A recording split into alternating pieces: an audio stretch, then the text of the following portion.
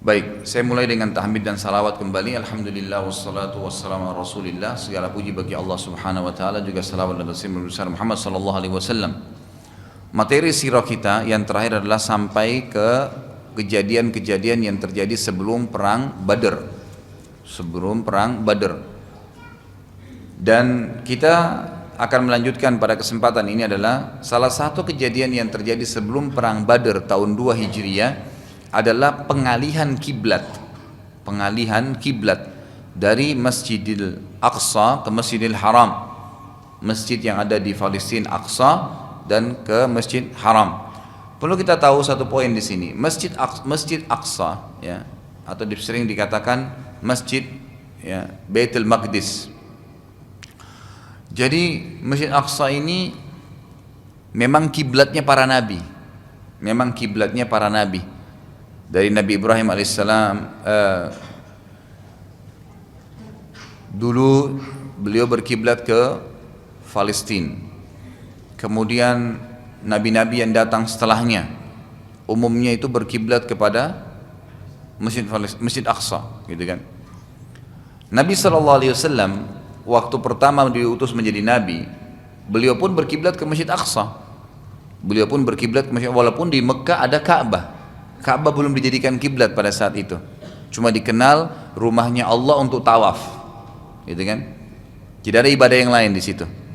Belum ada istilahnya sholat menghadap Ka'bah, belum ada pada saat itu. Makanya Nabi kita Muhammad SAW senang sekali waktu di Mekah itu kalau sholat menghadap ke Palestina. Kebetulan Palestina ini ada di utara Jazirah Arab. Ya, kalau kita ibaratkan laptop saya ini adalah petah Jazirah Arab, maka di atas laptop ini bagian utaranya itu ada Palestina, Mekah di bawah. Antara Mekah sama Palestina itu di tengah-tengahnya ada kota Madinah. Di Mekah Nabi SAW saking inginnya beliau agar Ka'bah yang menjadi kiblat. Tujuan utamanya agar kiblat kita umat Islam ini berbeda dengan kiblatnya ahli kitab. Karena orang-orang Yahudi selalu mengolok-olok ya Nabi SAW sambil mengatakan Muhammad itu agamanya kayak mainan saja. Mana bisa ya dia mengaku ada Al-Quran, padahal sebenarnya Al-Quran itu banyak sesuai dengan ayat Taurat dan Injil. Sama saja berarti Muhammad cuma ngarang-ngarang. Kemudian kiblatnya juga ikut dengan kiblat kita, sama aja berarti cuma menciplak. Maka Nabi SAW kalau sholat ke arah Masjid Aqsa itu beliau sholat di belakangnya Ka'bah. Sehingga beliau akhirnya menghadap Ka'bah, tujuannya Masjid Aqsa. Setelah beliau hijrah ke Madinah, Madinah itu berada di atasnya Mekah, di arah utara lebih dekat ke Palestina. Sehingga kalau beliau sholat di Madinah nggak bisa lagi menghadap ke Ka'bah. Paham ya? Jadi pasti dia harus menghadap ke Palestina aja. Tambah menjadi-jadi isu yang tidak benar dari orang-orang Yahudi. Itu lihat Muhammad tuh ikut-ikutin kiblat kita, dari mana dia mengaku agamanya benar gitu. Maka semenjak itu Nabi SAW seringkali ya, mengangkat kepalanya ke langit dengan tujuan berharap agar Allah Subhanahu wa taala bisa memindahkan kiblat dari arah Palestina mengarah ke Ka'bah. Allah Subhanahu wa taala akhirnya menurunkan firman-Nya surah Al-Baqarah urutan 2 ayat 144. Dan saya akan terus ingatkan Bapak Ibu sekalian, mempelajari sirah nabawiyah ini manfaat utamanya adalah kita bisa mengetahui sebab-sebab turunnya Al-Qur'an, dan sumber utama sebab nuzul ayat itu adalah sirah nabawiyah. Gitu kan? Nah, dalam sirah ini terjadi kasuistik sedang terjadi, turunlah ayat. Dan sudah saya tuntunkan juga dari awal-awal pertemuan kita bahwasanya kenapa bisa seperti ini. Misalnya tahun 2 Hijriah turun surah Al-Baqarah ayat 144. Bagaimana bisa dia ada di surah Al-Baqarah 144? Gitu kan? Pada saat turun tidak dijelaskan ini surah apa, turun saja ayatnya.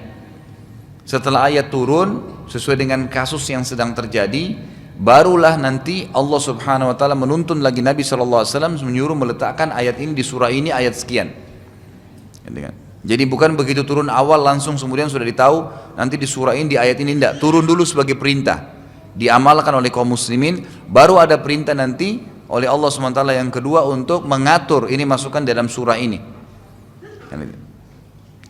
Turun ayat Al-Baqarah 144 yang bunyinya a'udzubillahi minasyaitonirrajim qad nara taqalluba wajhika fis sama' falanuwalliyannaka qiblatan tardaha fawalli wajhaka syatral masjidil haram wa haitsuma kuntum fawallu wujuhakum syatrah wa innal ladzina utul kitaba la ya'lamuna annahu al-haqqu min rabbihim wa ma Allahu bighafilin amma ya'malun. Sungguh kami sering melihat mukamu menengadah ke langit hai Muhammad. Jadi Nabi SAW gemar sekali melihat mengangkat wajahnya ke langit. Enggak ngomong apa-apa, tapi niat dalam hati pengen sekali supaya Allah bisa alihkan ke Ka'bah. Maka sungguh kami akan memalingkan kamu ke kiblat yang kamu sukai. Maka palingkanlah mukamu ke arah Masjidil Haram, dan di mana saja kamu berada maka palingkanlah mukamu ke arahnya. Sesungguhnya orang-orang Yahudi dan Nasrani yang selama ini ngolok-ngolok kamu yang diberikan Alkitab kepada mereka, Taurat dan Injil, memang mengetahui bahwasanya berpaling ke Masjidil Haram adalah benar dari Tuhan mereka. Dan Allah sekali-kali tidak lengah dari apa yang mereka kerjakan. Artinya orang Yahudi pun dan Nasrani tahu kalau Ka'bah itu adalah rumahnya Allah. Mereka tahu. Sampai hari ini para pendeta dan pastor, ya baik itu pendeta dari orang-orang Yahudi atau pendeta dari orang Nasrani, mereka tahu Ka'bah itu adalah rumahnya Allah. Mereka tahu. Maka pengalian kiblat ke Ka'bah itu bukan hal yang baru bagi mereka, tetapi teralihkannya menandakan memang ini adalah agama Samawiyah.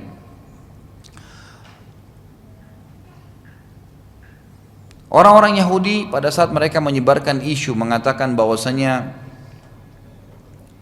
ini adalah contoh-contoh atau mencontohi kami, ikut-ikutan saja Muhammad agamanya nih. Maka Allah Subhanahu wa taala menurunkan ayat tadi yang saya sebutkan. Dan juga Allah menekankan bahwasanya ya, ketakwaan kepada Allah itu, patuhan pada Allah bukan karena kasus kiblatnya, tapi mengikuti perintahnya. Ya kan? Kita ini tidak ada yang menyembah Ka'bah. Kita bukan menyembah Ka'bah, tapi kita sedang menjalankan perintah Allah menghadap ke Ka'bah. Penting ini ya. Jadi Ka'bah itu cuma bangunan biasa. Kalau saat dia mau rubuh, diperbaikin, direnovasi. Jadi tidak usah berlebihan, gitu kan? Jangan sampai kita meletakkan sesuatu lebih daripada tempatnya. Makanya Umar bin Khattab radhiyallahu anhu itu pernah menebang pohon di mana para sahabat membaiat Nabi SAW di situ, ya, dikenal dengan Baiatur Ridwan. Maka ditebang oleh Umar bin Khattab. Kenapa? Di zaman khilafahnya beliau, karena sudah banyak orang-orang yang baru masuk Islam. Begitu dengar kisahnya Nabi pernah di sini dibaiat oleh para sahabat, mereka sudah banyak yang datang, mulai berdoa di situ, mulai gantungkan pedangnya, mulai ngawur. Yang tadinya tidak ada itu di zaman Nabi SAW. Sama pernah saya tekankan, banyak jemaah haji, jemaah umroh kita ribut mau naik ke Gua Hira, jauh ke atas itu, ada yang jatuh sampai mati. Untuk apa masuk ke Gua Hira? Oh, karena Nabi SAW pernah ke sana dan menerima wahyu Iqra bismillahirrahmanirrahim khalaq. Emang benar Nabi terima wahyu, tapi setelah Nabi terima wahyu itu tidak pernah lagi Nabi datang ke Gua Hira. Enggak pernah, seumur hidup beliau sampai beliau meninggal, dan tidak pernah memerintahkan para sahabat untuk datang ke sana. Ada apa Bapak Ibu repot-repot naik ke sana? Ini kita di Indonesia ini luar biasa. Nomor satu kalau soal merekayasa sesuatu nih. Apalagi masalah ibadah, ini bukan kreatif, rekayasa. Kalau kreatif itu masih bagus, ini merekayasa. Ya kan itu. Berangkat pergi ke sana, sampai-sampai sekarang di Saudi itu, saking seringnya jemaah umroh kita mampir di masjid terapung, dibahasakan begitu di Jeddah, sekarang sudah dilarang sama kerajaan Saudi. Jadi cuma travel kita saja yang selalu mampir sana gitu. Jadi kalau sudah mulai dari habis pulang mau pulang ke Indonesia, ngisi waktu singgah mampir. Awalnya niatnya hanya ngisi waktu, lama-lama jemaah kita banyak yang jahil, nggak paham, itu kan dianggap masjid ini punya sejarah nih. Akhirnya kan harus sholat di sana, orang banyak hanya jual makanan, jadi ramai macet jalanan, dilarang sekarang nggak boleh lagi, karena berbahaya. Nah ini tidak boleh, gitu kan? Jangan salah, Ka'bah itu rumahnya Allah yang kita muliakan, dimuliakan sesuai dengan apa yang Allah suruh kita muliakan. Nggak boleh ada kemaksiatan di situ, gitu kan? Tidak boleh ada pelanggaran-pelanggaran agama. Kita harus memuliakan dengan tawaf sebagaimana Allah perintahkan, sholat menghadap sana, menjaga kebersihan. Iya, itu semua. Tidak boleh ada pertumpahan darah, itu benar. Tapi jangan melampaui ini, gitu kan? Melampaui ini. Banyak orang salah yang saya sering kasih contoh kita di Indonesia, bawa gunting kiswanya Ka'bah. Sudah dengar belum berapa waktu lalu ada orang kita ditangkap sama polisi Masjid Haram tuh. Bawa gunting kiswa besar dibawa pulang. Nanti dibawa pulang dijadikan jimat lagi. Kenapa? Dari mana ceritanya kain kiswa Ka'bah bisa jadi jimat? Enggak ada hubungannya. Itu kan kain kiswa untuk memperindah Ka'bah. Jadi ditaruhlah oleh kerajaan Saudi. Ada kalau Bapak Ibu lagi umroh minta coba mutawifnya antarin saya di mana tempat pembuatan kiswa, nanti diantar tuh. Ada dijahit, dibuat bagus, emang begitu, nggak masalah. Tapi bukan lebih dari itu, gitu kan? Berlebih-lebihan ini berbahaya, nggak boleh.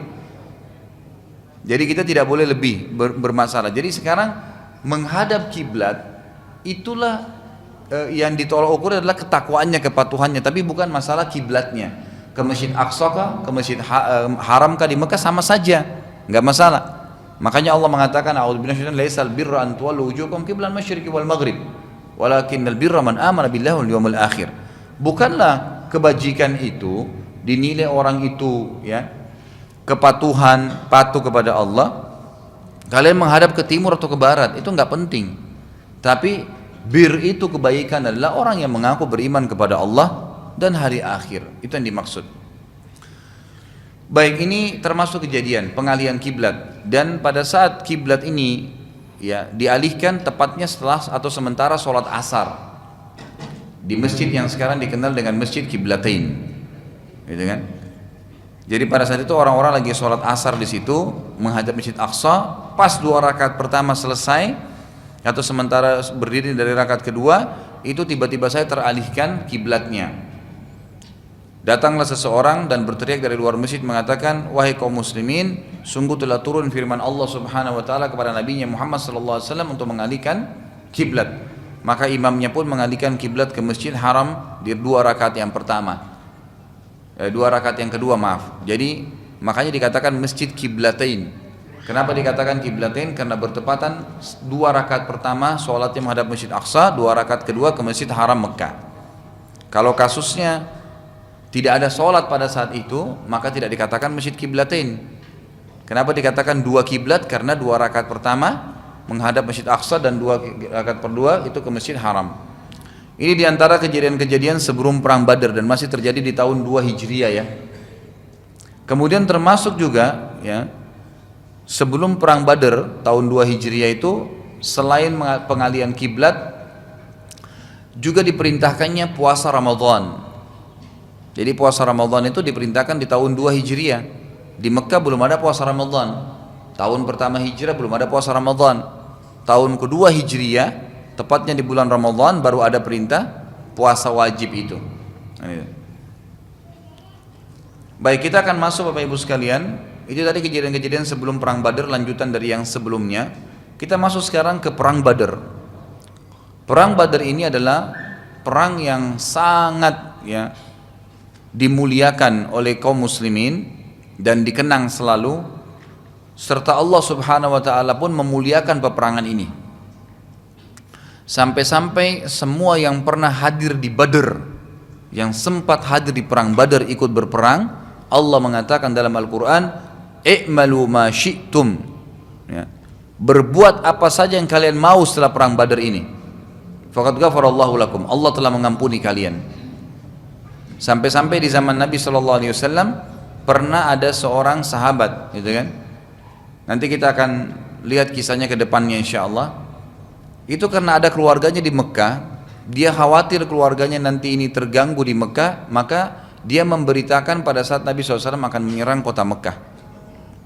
Akhirnya dia pun mengirim seorang wanita, budak wanita yang menyembunyikan kertas di ikatan rambutnya, gitu kan? Kemudian Nabi SAW dapat berita wahyu. Nabi SAW mengatakan ke beberapa sahabat, diantaranya Ali radhiyallahu anhu, tangkap perempuan itu, geledah dia sama Zubair bin Awam, geledah, ambil kertas itu, diambillah kertasnya. Waktu kebongkar, sahabatnya dipanggil Nabi SAW, kenapa kau buat ini? Dia bilang, ya Rasulullah, ada keluarga saya di Mekah, saya ingin mereka aman. Maka Umar bin Khattab mengatakan, ya Rasulullah, ini munafik, izinkan saya tebas lehernya. Kata Nabi SAW, jangan, karena dia adalah salah satu penghuni Badar, dia yang pernah ikut di perang Badar. Jadi perang Badar ini lain. mengalahkan mulianya Uhud, perang Tabuk, perang Khandaq, itu semua dikalahkan. Bahkan sampai pembebasan kota Mekah itu belum bisa mengalahkan perang Badar kemuliaannya.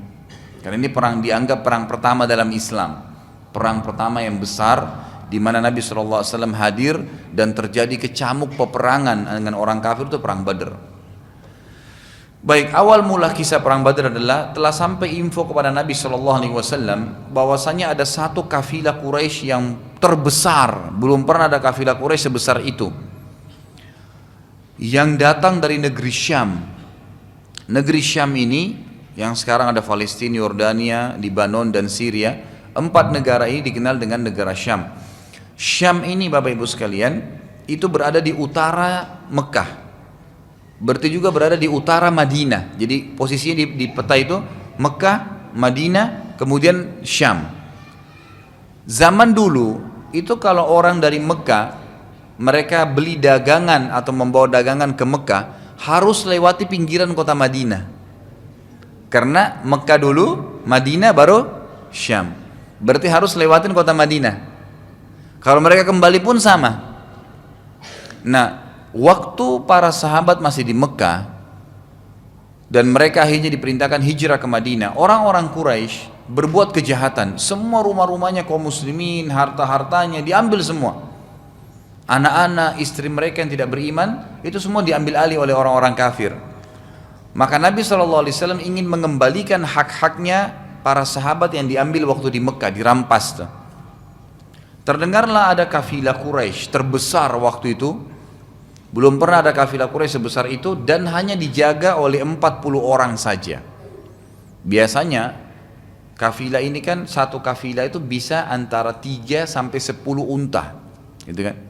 Ini ada satu kafilah satu sampai minimal 3 ekor unta dan tidak ada batas maksimalnya, itu kafilah. Sekali lagi saya ulangi, kafilah itu adalah minimal 3 ekor unta, bisa dikatakan kafilah sampai tidak ada batas daripada jumlah unta atau kendaraan atau hewan yang sedang ditunggangi membawa barang-barang dan manusia. Baik, pada saat itu kafilah terbesar, belum pernah Quraisy melakukan kafilah sebesar itu. Dipimpin oleh Abu Sufyan dan hanya didampingi oleh 40 orang saja, ya, pasukan. Allah Subhanahu wa taala juga memang ingin menakdirkan bahwasanya kafilah tersebut ya termasuk salah satu daripada penyebab nanti perang Badar, gitu kan. Nabi SAW untuk mengetahui tentang berita tersebut, beliau pun membentuk pasukan, yang pasukan ini kurang lebih jumlahnya 314 orang saja. Dan ini tujuannya untuk menyerang kafilah. Ya.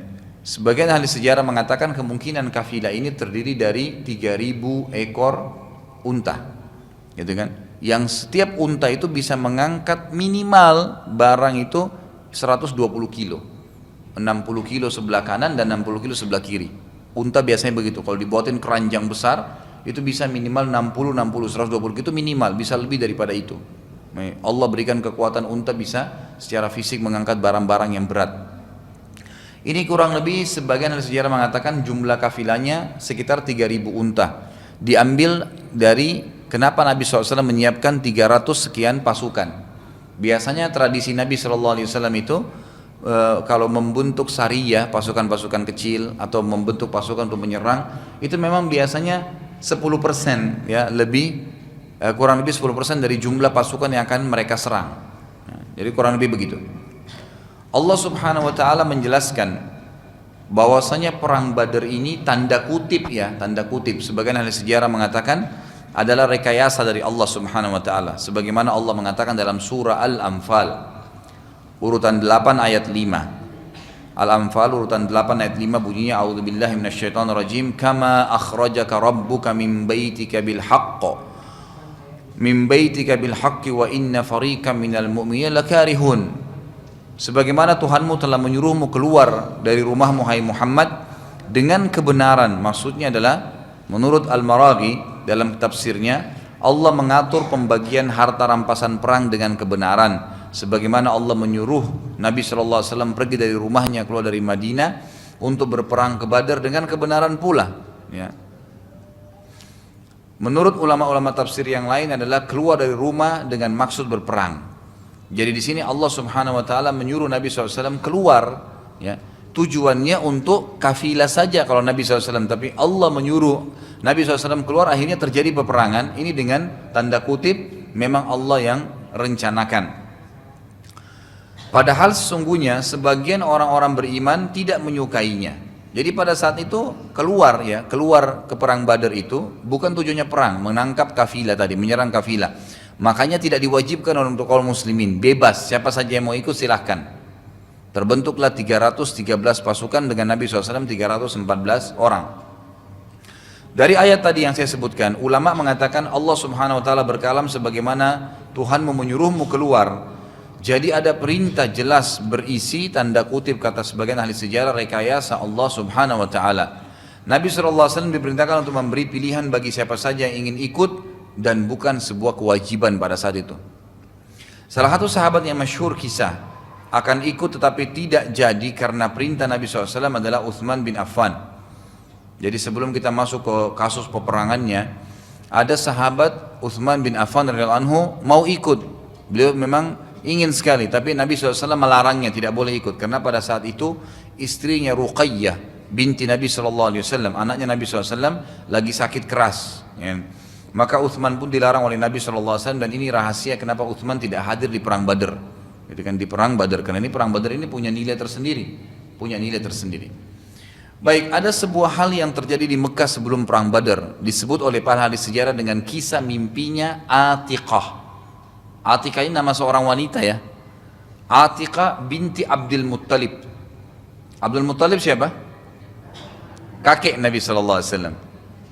Berarti ini adalah tantenya Nabi. Tantenya Nabi yang bernama Atiqah. Tapi ini tidak masuk Islam, ya. Dia tidak beriman. Ada terkenal ulama mengangkat dalam buku sejarah namanya mimpi Atiqah binti Abdul Muttalib berhubungan dengan perang Badar. Apa mimpinya nih? Baik, Atiqah mimpi di Mekah yang sangat membuatnya ketakutan dan akhirnya menjadi sebuah berita yang heboh di Mekah. Tepatnya 3 hari sebelum perang Badar, ia melihat seseorang berada di atas bukit yang tinggi dan berteriak dengan suara yang sangat keras sampai kedengaran di dalam Mekah. Dan orang itu berkata, wahai para pengkhianat, siap-siaplah menghadapi kematian kalian dalam 3 hari lagi. Orang tersebut teriak terus sampai ia memasuki kota Mekah dan mendekati Ka'bah, dan terus saja berteriak mengatakan, wahai para pengkhianat, siap-siaplah menghadapi kematian kalian dalam 3 hari. Lalu orang tersebut mendaki gunung Abi Qubais. Gunung Abi Qubais ini gunung yang sering dipakai untuk mengiklankan sesuatu di Mekah, di sebelah Ka'bah. Sebagian ahli sejarah mengatakan gunung Abi Qubais itu sekarang menjadi istananya raja tuh. Itu kan yang sebelah bab Malik Abdul Aziz dulu di situ. Lalu orang itu naik ke gunung Abi Qubais, teriak-teriak lagi sambil berkata sama kalimatnya, wahai para pengkhianat, bersiap-siaplah menghadapi kematian kalian dalam 3 hari. Lalu orang tersebut mengambil sebuah batu dan melemparkannya ke dalam Mekah, mana rumah penduduk Mekah. Tidak sebuah rumah pun di Mekah kecuali ditimpa batu tersebut. Mimpi ini oleh para ahli sejarah dikenal dengan mimpi Atiqah. Atiqah pun lalu menceritakan setelah dia bangun pagi hari sama saudara kandungnya Abbas bin Abdul Muttalib. Ini paman kandung Nabi SAW yang pada saat itu belum masuk Islam juga. Belum masuk Islam. Jadi kan nanti Abbas ini masuk Islam setelah perang Badar. Pada saat itu Abbas belum beriman, ya. Abbas pun pada saat mendengarkan mimpi tadi, karena Abbas ini radhiyallahu anhu memang sebenarnya dia sangat yakin bahwasanya ponakannya Nabi SAW ini adalah seorang Nabi. Muhammad ini seorang Nabi SAW. Tapi dia masih meredam dirinya sampai melihat waktu yang tepat, gitu, supaya di Mekah itu tidak tersebar berita semua keluarganya Muhammad meninggalkan Mekah dan sukunya. Dia pun mendengarkan mimpi saudara kandungnya tadi perempuan Atiqah ini. Abbas pun sangat ketakutan dan berkata pada Atiqah, jangan engkau ceritakan pada siapapun mimpimu ini. Abbas bersahabat dekat dengan seorang tokohnya Mekah yang bernama Al-Walid ibn Utbah. Al-Walid ibn Utbah nanti kita lihat ini salah satu korban yang pertama mati di perang Badar. yang nanti akan mati pada saat perang tanding. Al-Walid ibn Utbah ini salah satu pimpinan di Mekah, kepala suku, dan Abbas memberitahukan padanya, tetapi memberi pesan agar jangan diceritakan pada siapapun.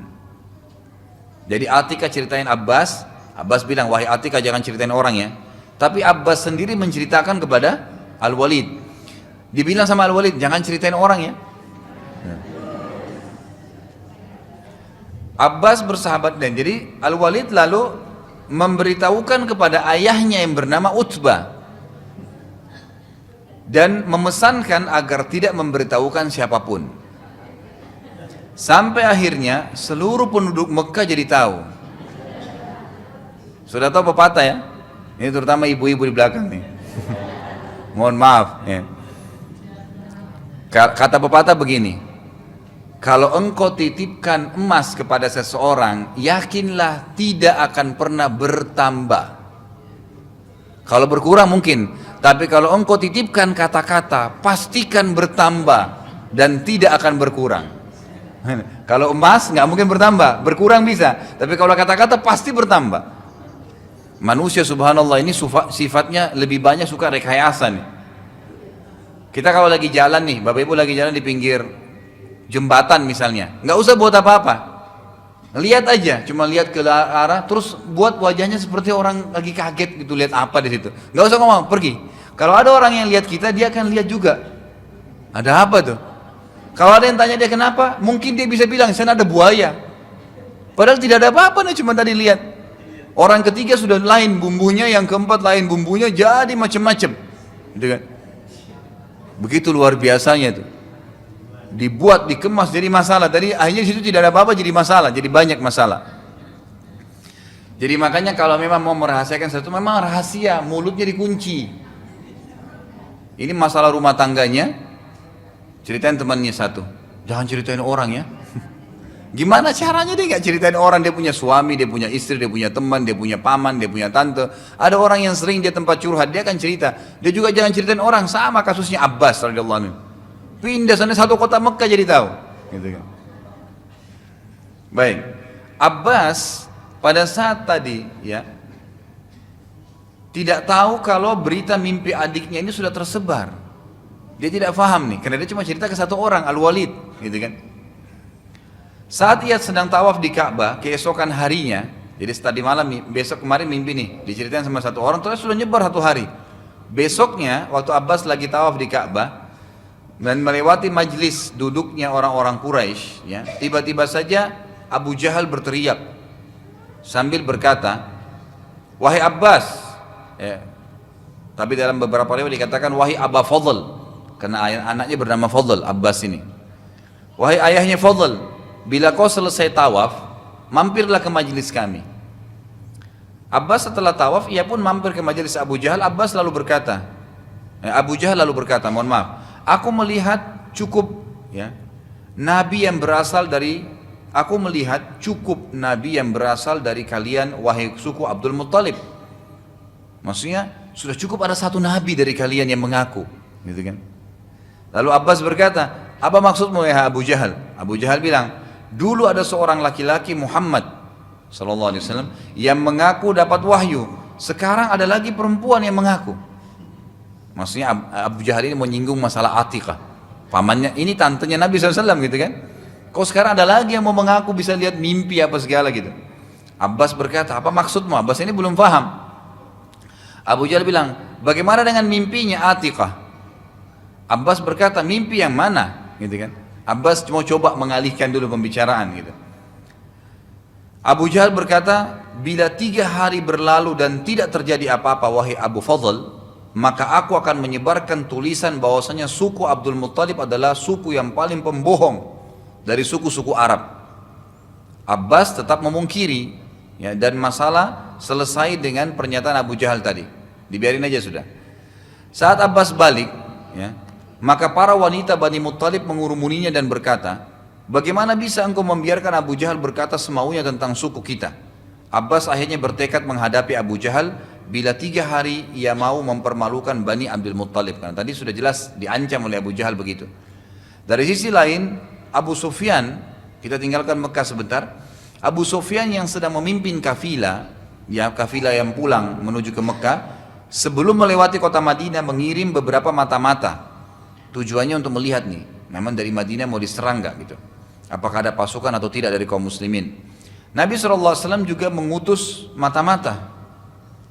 Kebetulan ada dua orang sahabat yang Nabi SAW utus. Yang pertama sahabat bernama Busbus bin Amr. Ini di Indonesia belum ada yang bernama Busbus nih. Ini nama sahabat ya. Dan Adi bin Abi Zarda radhiyallahu anhum ajma'in. Jadi dua orang sahabat ini dikirim sebagai mata-mata gitu kan. Kedua sahabat tersebut mulai keluar dan mencari berita. Saat yang bersamaan Abu Sufyan juga lagi keluar cari informasi. Jadi ini betul-betul perang Badar, kata para ulama sejarah itu adalah tanda kutip rekayasa Allah sehingga terjadi perang Badar itu. Nanti akan kita jelaskan dalam penjelasan ayat-ayat selanjutnya. Busbus bin Amr dan Adi bin Abi Zarda radhiyallahu anhuma tiba di sebuah sumur, ya di sekitar sumur ada sebuah sumur di sekitar Badar.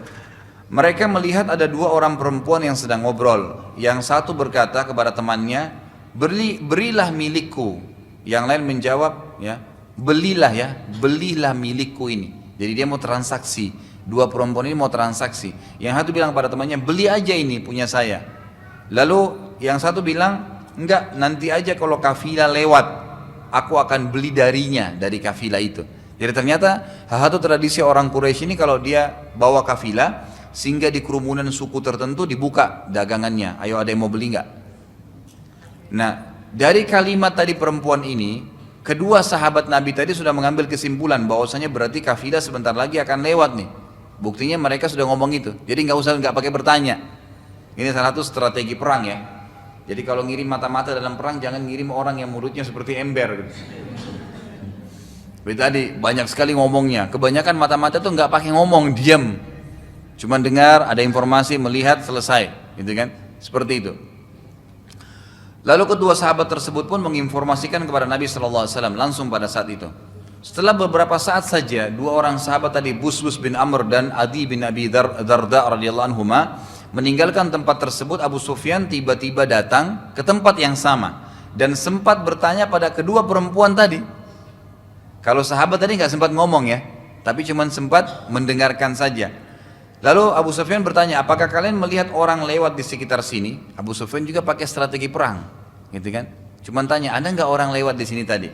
Keduanya menjawab, tadi ada dua orang yang lewat, tetapi tidak berbicara dengan kami, hanya singgah sebentar, lalu pergi, dan kami tidak tahu kemana arahnya.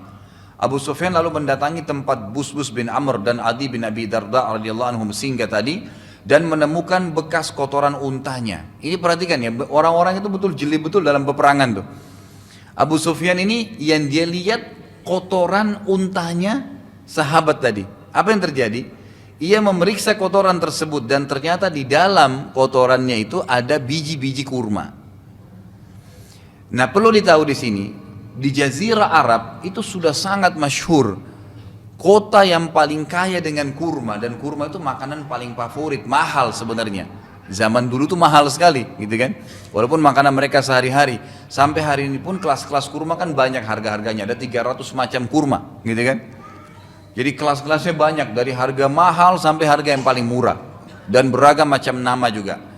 Nah, karena kayanya orang-orang Madinah dengan kurma, hampir seluruh Madinah penuh dengan pohon kurma, sampai-sampai mereka memberikan makanan untanya kurma gitu kan. Itu tidak ada unta di kota manapun Jazirah Arab makan kurma, nggak ada kecuali Madinah. Abu Sufyan tahu kalau ini untanya orang Madinah karena kotorannya. Itu bayangkan jelinya gitu ya. Dia sampai seperti itu. Abu Sufyan pada saat melihat hal tersebut langsung mengambil kesimpulan bahwasanya pasti ini ada pasukan dari Madinah. Dia pun akhirnya mengutus seseorang pembawa berita ke Mekah namanya Damdam bin Amr.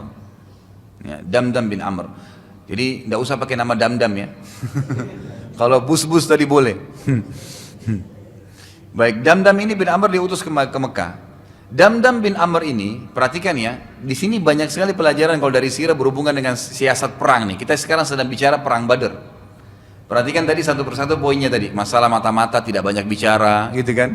Kemudian Abu Sufyan juga cuma tanya sebentar, cuma memeriksa kotoran unta. Sekarang pada saat Abu Sufyan tangkap itu ada kotoran unta, pasti ada pasukan nih. Dia tidak usah cari lagi, nggak usah memastikan, dia sudah tahu ini pasti pasukan dari Madinah nih.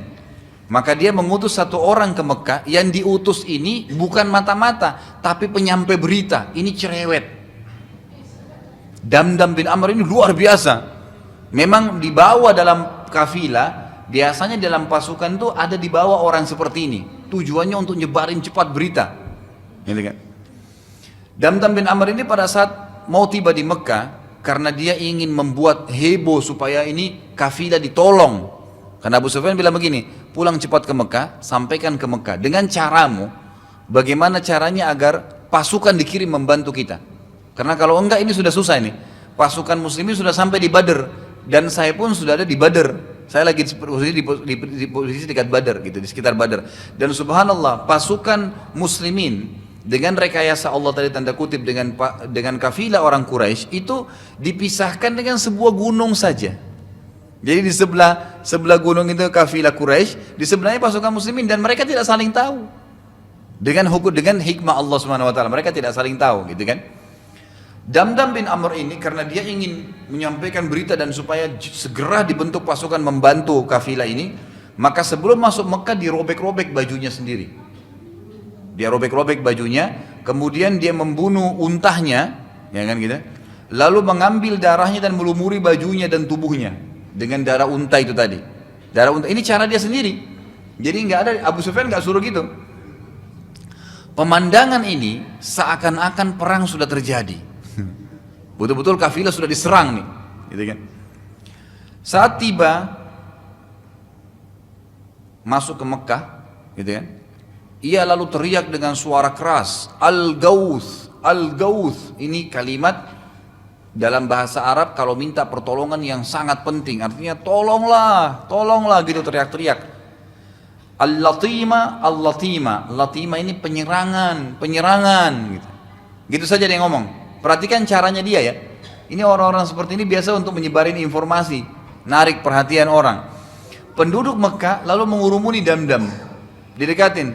Mereka tanya, ada apa wahai Damdam? Damdam nggak jawab, dia nggak mau jawab. Dia jalan terus, tetap dia teriak, Al-Gauth, Al-Gauth, Al-Latima, Al-Latima gitu. Terus ya, pertolongan, pertolongan, penyerangan sudah terjadi, penyerangan terjadi. Orang tanya lagi, ada apa wahai Damdam? Tetap dia tidak mau jalan.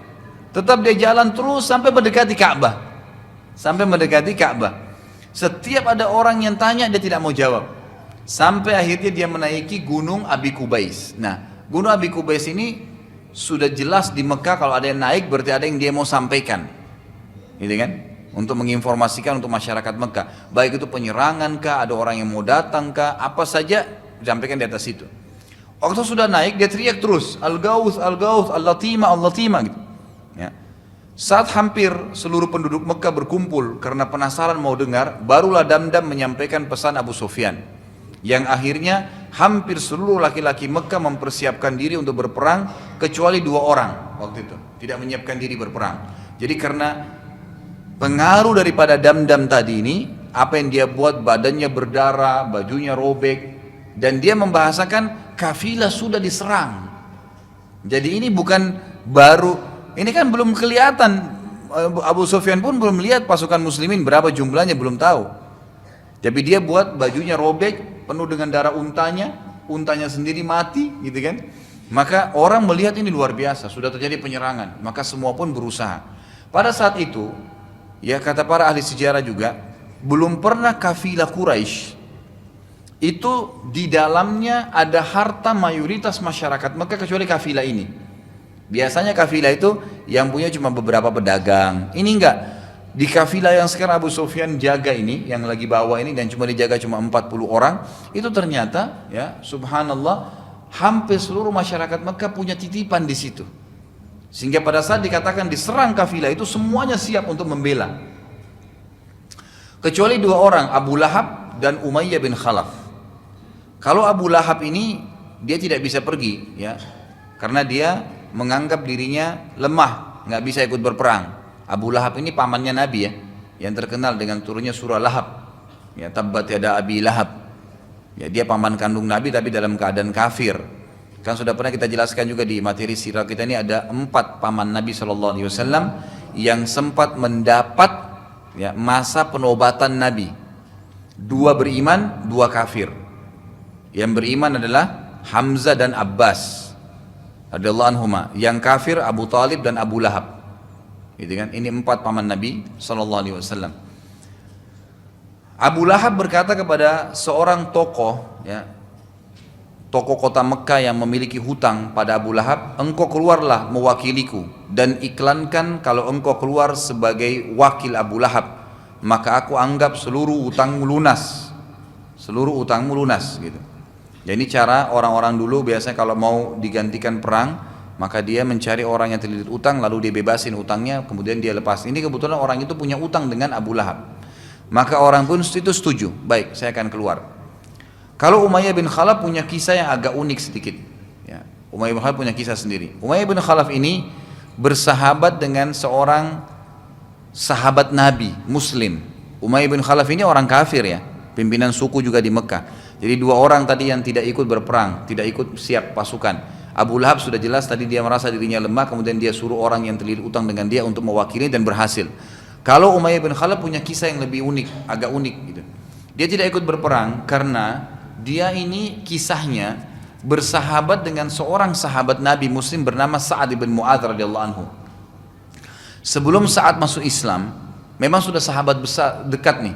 Kalau Sa'ad ke Mekah pasti mampir tinggal di rumahnya Umayyah bin Khalaf. Kalau Umayyah bin Khalaf ke Madinah pasti tinggal di rumahnya Sa'ad bin Mu'adz radhiyallahu anhu. Satu hari Sa'ad bin Mu'adz setelah hijrahnya seluruh sahabat ke Madinah, nggak ada lagi orang Muslim di Mekah.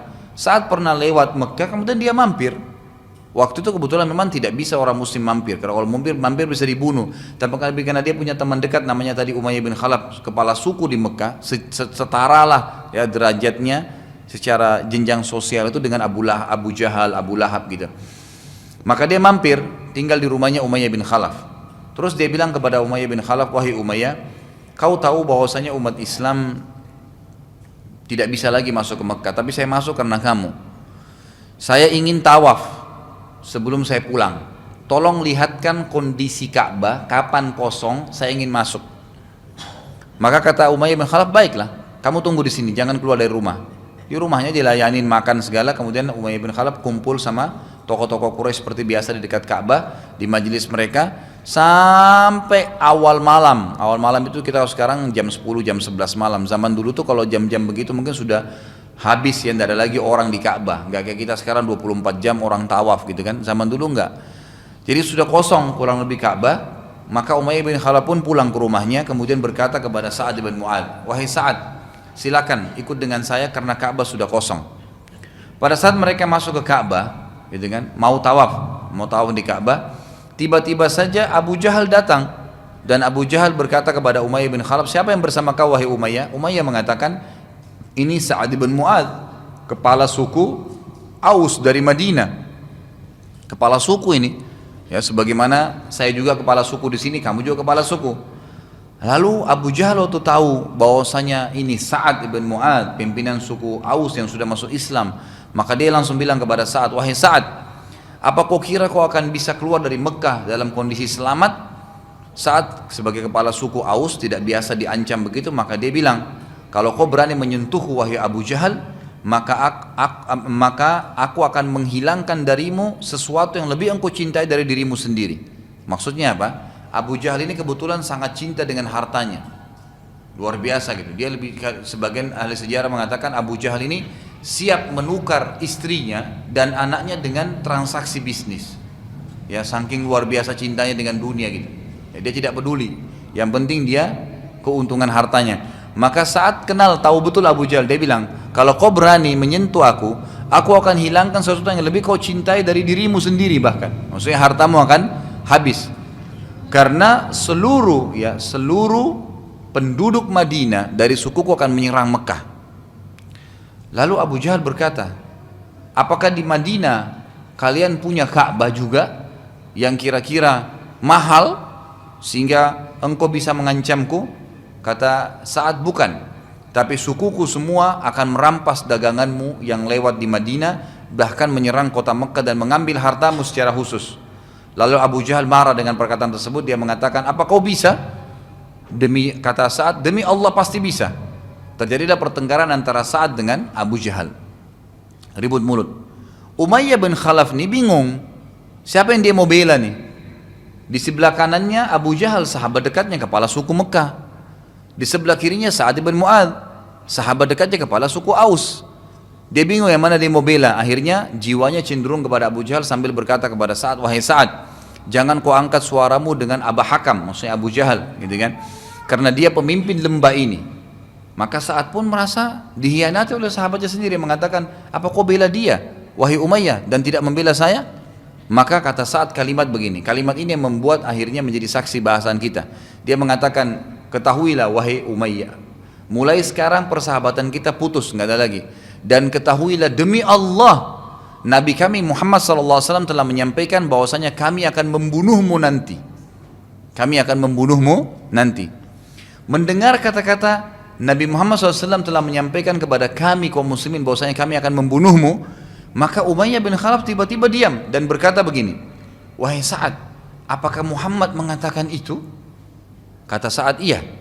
Maka kata Umayyah begini, tiba-tiba spontan, demi Allah Muhammad gak pernah bohong.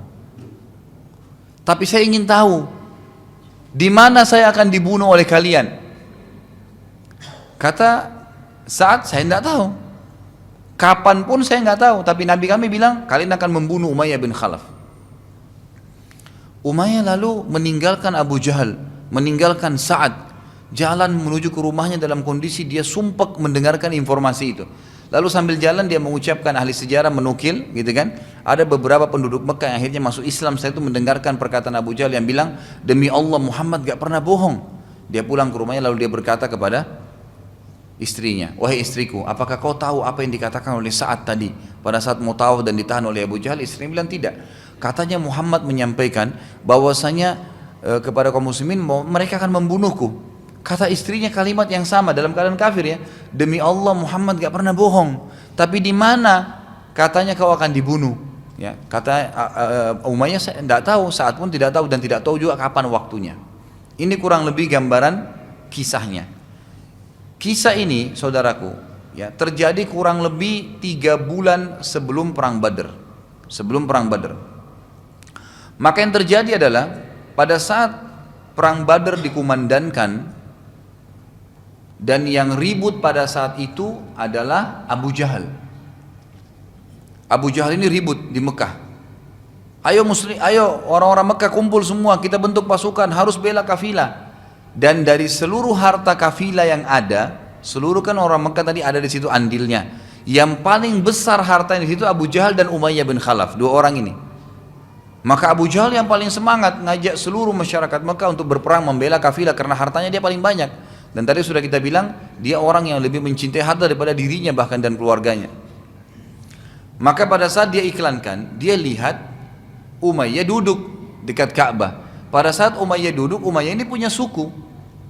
Nah sukunya Umayyah tidak ikut berperang juga karena Umayyah nggak ikut, nggak siap-siap. Kata Abu Jahal, wahai Umayyah, ada apa? Kenapa kau duduk saja?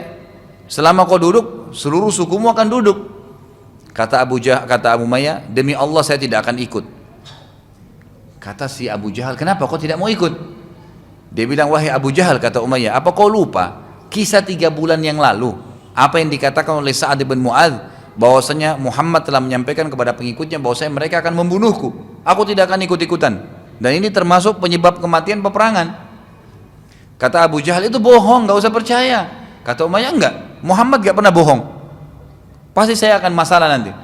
Yang terjadi Abu Jahal dengan kelicikannya, dia pulang ke rumahnya. Segera pada dia tahu nih, kalau Umayyah bin Khalaf gak keluar, berarti satu sukunya gak keluar, dan itu bisa jumlahnya bisa ratusan orang, gitu kan? Dia pulang ke rumahnya, dia mengambil dupa yang pada saat itu hanya dipakai oleh kaum wanita. Ada baunya tertentu, itu kalau dipakai wanita. Kalau laki-laki yang pakai dianggap ini tidak normal, gitu kan? Ya Allahu alam, kalau sekarang sih banyak saja ya laki-laki lewat bawa wanita banyak gitu. Tapi zaman dulu tuh tidak mungkin gitu. Dia pulang, dia bakar dupa itu, dupanya wanita, dan itu dupa istrinya, dan itu ditahu orang-orang Mekah ini dupa wanita, dan aib besar bagi mereka kalau ada yang cium bau dupa wanita di jalan, bajunya dia dan segala. Diambil, dibawa ke dekat Ka'bah, dengan arangnya dibakar gitu kan, bau wangi dibawa. Lalu kata Abu Jahal kepada Umayyah, "Tatayyab ya Umayyah. Coba kamu pakai minyak wangi ini aja." Umayyah cium bau wanita, dia marah. "Kenapa kau suruh saya begitu Abu Jahal?" Dia bilang, "Innaka minan nisa, kamu bagian daripada perempuan. Enggak mau berperang." Gitu. Maka Umayyah karena emosi dianggap begitu, dipermalukan depan sukunya, ditepis sama dia, lalu dia pulang ke rumahnya, dia bilang, "Saya akan ikut berperang." Pulang ke rumahnya. Lalu dia bilang sama istrinya, "Istriku, siapkan persiapan perang." Maka berkatalah ya istrinya, "Bukankah kau juga," istrinya ingatkan lagi, "bukankah kamu sudah mengatakan saat bilang kamu akan dibunuh, Muhammad informasikan pada pengikutnya?" Dia bilang, "Iya, tapi saya tidak mau malu depan suku saya. Abu Jahal telah mempermalukan saya. Saya akan keluar, kemudian beberapa langkah setelah saya keluar, saya akan kembali. Yang penting saya sudah keluar, tidak dipermalukan." Subhanallah, begitu dia keluar, setiap kali istirahat pasukan, Abu Jahal yang paling pertama didatangi Umayyah. "Wahai Umayyah, kau berdiri duluan di depan." Terus, jadi Umayyah terus karena takut dipermalukan ikut sampai ke lokasi Badr. Dan akhirnya di perang Badr sebagaimana yang kita jelaskan pada saat perang berkecamuk terbunuh dia. Dan ini subhanallah ulama masukkan dalam salah satu mukjizat Nabi Muhammad SAW. Ada mukjizat yang sifatnya informasi, ada sesuatu yang bisa kelihatan dengan mata kepala, gitu kan? Informasi itu kayak kisah tentang umat-umat sebelum kita, kisah tentang kejadian seperti ini, orangnya masih hidup, Nabi bilang pasti akan mati nanti, gitu kan?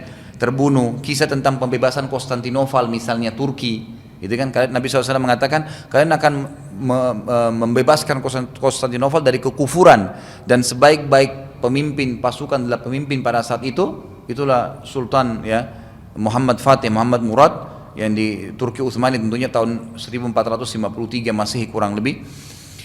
Kemudian sebaik-baik pasukan adalah pasukannya pada saat itu. Berarti tidak ada informasi kan? Ini semua masuk dalam bagian mukjizat Nabi SAW. Dan ternyata betul Umayyah bin Khalaf terbunuh di perang Badr.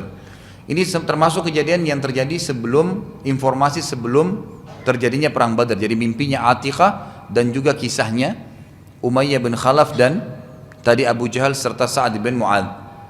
Juga ada kasus yang terjadi nih, kisah lain lagi sebelum perang Badr semua nih. Adalah kasus antara Quraisy dengan suku Kanana. Ada suku besar Jazirah Arab namanya Kanana. Suatu hari seseorang dari suku Kanana membunuh seseorang dari suku Quraisy. Maka keluarga ya si Quraisy ini ya, jadi ada Kanana membunuh satu orang Quraisy. Maka keluarga yang sedang dibunuh dari Quraisy ini menuntut dia denda. Waktu itu kebetulan 100 ekor unta ya, kepada keluarga Kanana agar membayar dia. Beberapa waktu maka keluarga Kanana ini membayar ya, sudah dibayar 100 ekor unta, selesai ya, berarti sudah tidak ada lagi masalah. Tapi setelah dibayar 100 ekor unta, pembunuhnya tadi dari suku Kanana ini masuk ke Mekah tawaf. Waktu dia lagi tawaf, yang sudah dibunuh tadi punya kakak laki-laki lewat melihat, ini yang bunuh adik saya. Dibunuhlah orang Kanana itu. Padahal tadi sudah dibayar dendahnya ya. Dibunuhlah orang Kanana itu. Maka setelah dibunuh, kakak tadi orang Quraisy yang terbunuh itu menggantung jasadnya orang Kanana di Ka'bah. Suku Kanana menuntut agar pembunuh dari Quraisy itu diserahkan kepada mereka. Tapi Quraisy menolak, maka terjadilah perseteruan di antara mereka. Hal ini menyebabkan Quraisy sempat ragu keluar karena ya untuk menyerang Nabi SAW, karena takutnya nanti kalau mereka keluar malah Kanana menyerang, gitu kan. Tapi di sini syaitan datang, dan ini menandakan juga syaitan itu bisa ya seperti ini kejadiannya ya. Tapi ini terjadi di waktu-waktu tertentu. Dia menjelma menjadi manusia yang datang dalam gambar Suraka bin Malik al-Jush'umi. Suraka bin Malik al-Jush'umi ini ya pernah kita sampaikan kisah dia sepintas waktu mau hijrah ke Madinah. Dialah yang sempat menyerang Nabi SAW. Kemudian kudanya sempat tertelan ke tanah sampai 3 kali. Maka syaitan datang menjelma jadi atau dalam gambar poster Suraka bin Malik al-Jush'umi. Jush'umi ini adalah salah satu suku, cabang suku terbesarnya Kanana. Jadi dengan adanya Suraka bin Malik al-Jush'umi ini datang, syaitan menjelma dari dia, gitu kan. Dan ini adalah suku terbesar ya, cabang suku terbesar dari Kanana. yang memberikan jaminan kepada mereka mengatakan, yakinlah Kanana tidak akan nyerang kalian, keluar aja, saya yang akan menjamin suku Kanana. Padahal sebenarnya Suraka ini nggak pernah menjamin, dari setan saja, gitu kan. Maka akhirnya orang-orang Quraisy pun mau ya keluar, dan Allah menceritakan tentang penjelmaan setan ini ke gambar Suraka dalam Al-Quran, gitu kan. Allah menceritakan dalam surah Al-Anfal urutan 8 ayat 48. Bunyinya, a'udzubillahi minasyaitonirrajim, wa idz zayyana lahumusy syaitanu a'malahum wa qala la ghaliba lakumul yawma minan nasi wa inni jarul lakum falamma tara'atil fi'atani naqasa ala aqibaihi wa qala inni bari'um minkum inni ara ma la tarawna inni akhafullah wallahu syadidul iqab. Dan ketika syaitan menjadikan mereka memandang baik pekerjaan mereka dan mengatakan kepada mereka, karena syaitan datang dalam poster Suraka bin Malik tadi, tidak ada seorang manusia pun yang dapat menang terhadap kalian pada hari ini, dan saya akan menjadi pelindung kalian dari suku Kanana. Maka tak kala kedua pasukan ini telah saling lihat, syaitan tadi menghilang sambil berkata, sesungguhnya saya berlepas diri dari apa yang telah kalian lakukan, saya dapat melihat apa yang kalian tidak lihat, ya. Sesungguhnya saya takut kepada Allah, gitu kan. Dan Allah amat berat siksaannya.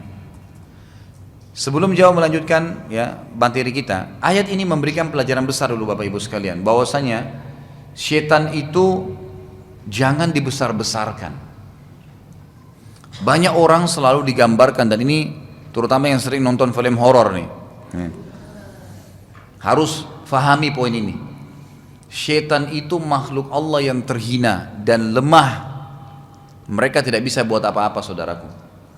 Jadi kalau ada gambaran syaitan itu besar, kuat, bisa membunuh manusia, itu semua bohong, gak benar. Syaitan itu kata Allah, inna kaida syaitani kana dha'ifa. Syaitan dan tipu dayanya sangat lemah. Dia cuma datang membisik saja. Kita kalau bilang a'udzubillahi minasyaitonirrajim sudah hilang dia, udah nggak bisa apa-apa. Sebagian ulama menafsirkan makna a'udzubillahi minasyaitonirrajim, saya menjauhkan diri ya dengan izin Allah dari syaitan yang terkutuk, maka Allah akan utus para malaikat yang menghukum atau mencambuki atau mengejar syaitan-syaitan yang tadi mengganggu kita dengan caranya Allah. Allah punya pasukan, gitu kan. Jadi mereka ketakutan dengan isti'adzah tuh, dengan isti'adzah. Dan syaitan ini biasanya cuma membuatkan sebuah program yang mengacaukan kita, menjerumuskan kita pada maksiat, orang berzina kah, orang membunuh kah, orang berbohong kah. Setelah itu dia berlepas tangan. Yang penting sudah terjerumus dulu, baru dibiarin sama dia. Pada saat kita mau berzina dibesar-besarin, masalah nggak apa-apa, nggak ada yang lihat, nggak ada yang gini, nggak ada yang gitu. Syaitan cuma bisik-bisikin, di sini aja. Akhirnya orang berzina di bawah pohon, di pinggir jalan. Setelah itu syaitan tinggalin, ternyata dikerumuni oleh massa. Jadi dia cuma rekayasa begitu, curi ini, bohong, dianggap dibuat, direkayasa supaya bagus. Padahal sebenarnya itu tidak benar semua. Pasti akan kebongkar tuh. Makanya di sini Allah bongkar kedoknya. Dia sudah mengatakan, tidak apa-apa, saya akan jadi pelindung kalian. Perang aja, kalian akan menang. Pasukan kalian kuat, motivasi semua, gitu kan. Ternyata setelah pasukan bertemu, syaitan lihat pasukan muslimin, ketakutan tuh. Syaitannya sendiri meninggalkan medan perang, takut. Karena syaitan itu bisa terbunuh dengan apapun. Bisa terbunuh dengan apapun. Baik itu hanya dengan tiupan kita, baik itu hanya dengan niat kita untuk membunuh dia. Misal, ada orang kalau lagi kerasukan syaitan, kemudian diruqyah misalnya, dibacain ayat. Bisa Bapak Ibu bilang begini, misal, di alam jin ini begitu dia lihatnya. Bacain ayat kursi, tiupin telapak tangan lalu bilang, ingat ya, ini saya jadikan pedang yang tajam yang akan memotong leher kamu. Tiup telapak tangan kita, itu di matanya syaitan itu sudah jadi pedang. Karena pengalaman pernah saya meruqyah orang begitu, kemudian ditekan di lehernya, ada keluarga saya sendiri, kayak cuman digiris-giris, itu teriak-teriak syaitannya, kesakitan, lehernya terbelah gitu. Dengan hikmah Allah Subhanahu wa taala. Kita nggak tahu ya, ini rahasia Allah. Tapi ini keajaiban yang luar biasa terjadi memang. Nah, kita nggak bisa menjangkau itu gitu, tapi itulah yang terjadi.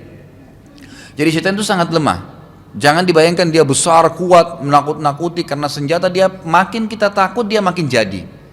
Tapi makin kita berani, maka dia makin mengecil, gitu kan? Makin dia mengecil gitu. Nabi SAW saat pasukan Quraisy keluar dengan kekuatan 1.000 orang, kita tinggalkan ayat tadi, kita masuk lanjutkan bahasan kita. Belum mengetahui tentang hal tersebut. Nabi SAW belum tahu nih kalau pasukan perang keluar dari Mekah, belum ada informasi. 1.000 orang lagi. Sementara Nabi SAW tadi mengeluar dengan 313 orang, dengan beliau 314. Itu bukan pasukan perang, cuman ingin menyerang kafilah. Jadi tidak ada persiapan perang. Persiapan perang beda ya. Pakai baju besi, punya senjata-senjata yang lebih mapan, persiapan makanan, minuman, itu semua dipersiapkan. Maka Nabi SAW waktu itu tidak ada niatnya untuk berperang. Dan waktu itu dari 314 pasukan Nabi SAW terdapat 70 ekor hewan tunggangan, 2 ekor kuda dan 68 ekor unta. Setiap sahabat saling berganti menunggangi unta mereka dan sama sekali tidak memiliki hewan yang sama sekali tidak memiliki hewan. Mereka bertukar dengan temannya yang punya hewan. Dan sepanjang jalan ya, ada juga yang berjalan kaki karena tidak punya hewan. Sementara Quraisy memiliki 1.000 orang pasukan siap perang, dan mereka memiliki 200 ekor kuda perang serta 800 ekor unta. Jadi 1.000 orang itu semuanya dengan tunggangan hewan. Quraisy juga membawa wanita-wanita yang tujuannya untuk memotivasi para pasukan ya, perang. Biasanya wanita ini menyebutkan syair-syair atau malah menari-nari di depan mereka. Pada saat pasukan sudah saling dekat, maka turunlah wahyu dari Allah Subhanahu wa taala yang menginformasikan kepada Nabi sallallahu alaihi wasallam. Jadi dari awal pasukan Quraisy keluar ini, Nabi SAW di situ saja, belum melihat kafilah, belum tahu informasi tentang adanya pasukan Quraisy dari Mekah. Memang Allah biarin informasinya sampai pasukan Quraisy sudah dekat di Badar, baru ada informasi datang kepada Nabi SAW bahwasanya ada pasukan Quraisy ya keluar. Dan kafilah yang sedang dikejar oleh Nabi SAW sudah lolos. Abu Sufyan sudah lolos nih.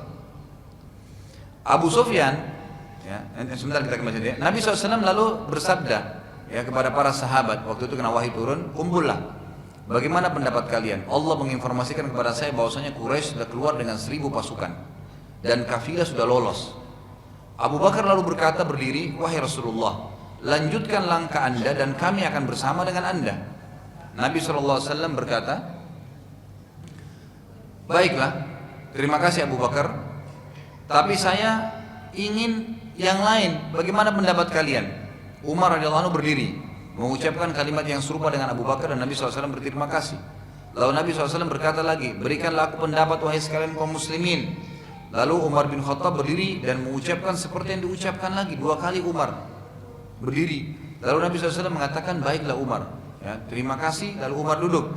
Nabi SAW ulangi lagi, berikan aku pendapat wahai kaum muslimin. Lalu Al-Miqdad bin Amr radhiyallahu anhu, ini sahabat yang mulia dari orang Ansar, berkata begini, wahai Rasulullah, berbuatlah apa saja yang telah Allah perintahkan kepada anda. Kami tidak akan mengucapkan seperti yang diucapkan Bani Israel kepada Musa. Jadi pernah ada kasus terjadi waktu Musa alaihissalam ingin menyerang Palestina. Satu waktu kemudian mengajak agar Bani Israel masuk menyerang, mereka nggak mau. Bani Israel mengatakan dalam surah Al-Maidah urutan 5 ayat 24 begini, A'udzubillahi minasyaitonirrajim, qalu ya Musa inna lan nadkhulaha abadan ma damu fiha fadhhab anta wa rabbuka faqatila innaha huna qaidun. Mereka berkata kepada Musa, hai Musa, kami sekali-kali tidak akan memasukinya selama-lamanya, kami tidak mau ikut berperang ke Palestina. Selagi mereka masih ada di dalamnya, masih ada orang-orang dalamnya, kami tidak mau ikut, tidak mau berperang, mau masuk dalam kondisi sudah tidak ada musuh. Karena itu pergilah kamu bersama Tuhanmu dan perangilah kamu saja berdua dengan Tuhanmu. Ini kurang ajarnya Bani Israel, gitu kan? Jadi yang sekarang dikatakan Yahudi. Jadi mereka sudah yakin Allah ada, yakin Musa nabinya. Waktu disuruh jihad nggak mau. Dia bilang idhab anta wa rabbuka, pergi kau dengan Tuhanmu berdua saja. Faqatila, perangi aja sendiri. Innaha huna qaidun, kami di sini nunggu sampai kalian menang. Kata Miqdad radhiyallahu anhu, wahai Rasulullah, pergilah melangkah seperti apa yang Tuhan anda perintahkan, dan kami tidak akan mengucapkan seperti Bani Israel mengucapkan kepada Musa. Pergilah kamu berperang dengan Tuhanmu berdua, tapi kami akan mengatakan pergilah anda bersama Tuhan Anda dan perangilah mereka sementara kami akan selalu bersama dengan Anda dan Tuhan Anda berdua. Demi Allah ya Rasulullah, bila Anda membawa kami ke Birakil Jimat, maka pastikan tidak seorang pun di antara kami akan berkhianat. Perlu kita tahu, kenapa Miqdad radhiyallahu anhu mengatakan ya Birakil atau Birakil Jimat.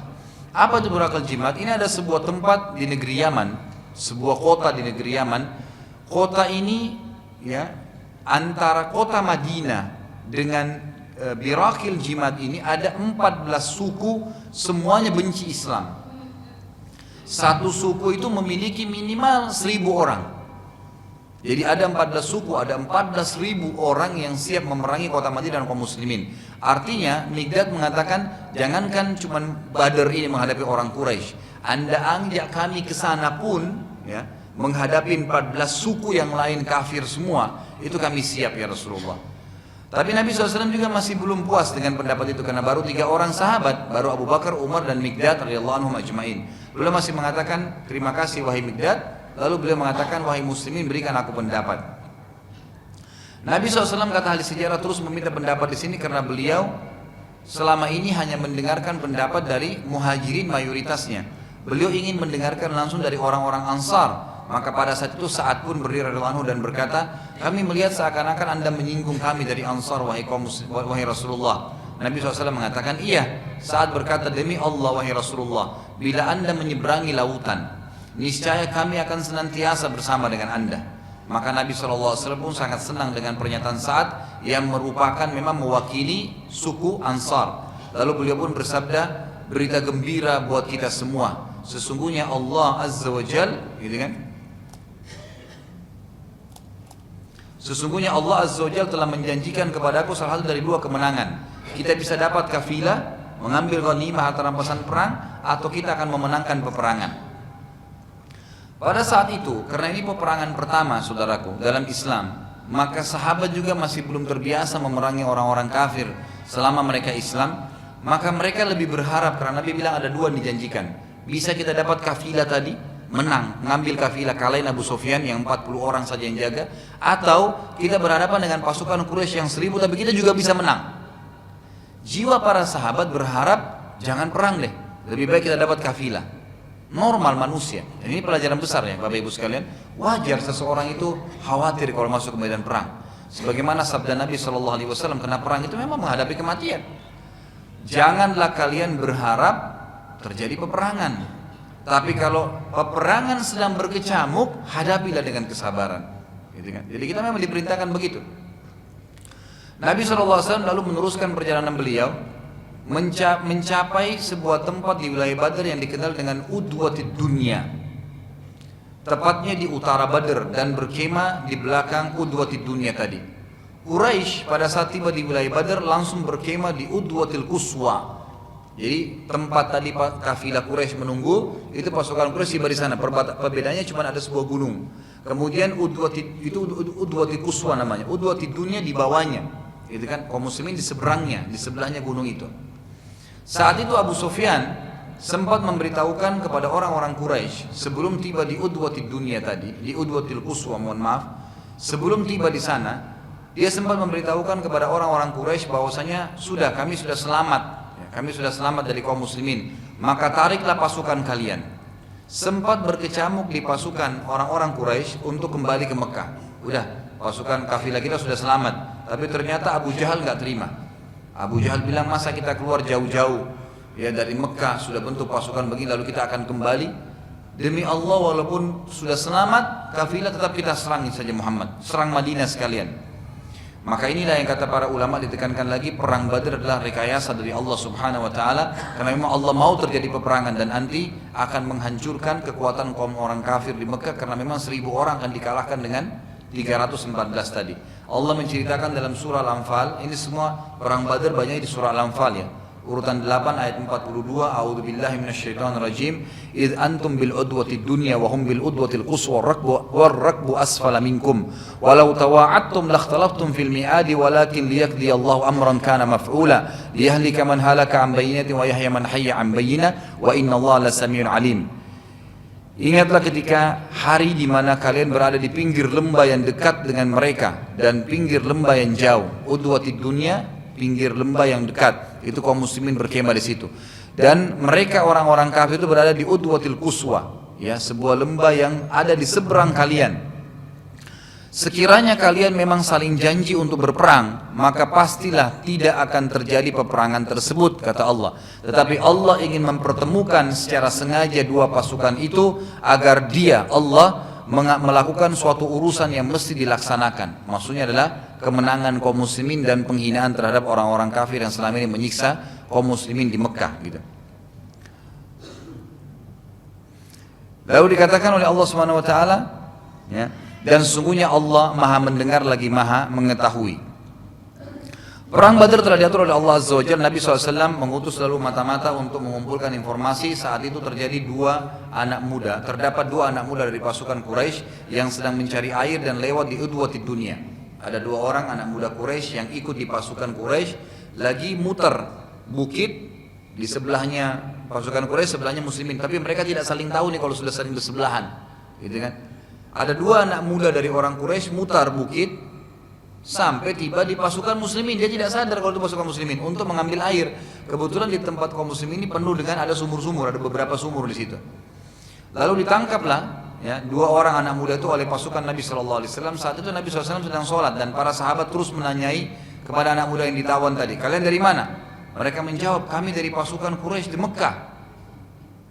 Ngaku karena digebukin, gitu kan. Para sahabat terus saja memukuli mereka sambil berkata, kalian pasti dari kafilah Abu Sufyan, gitu kan.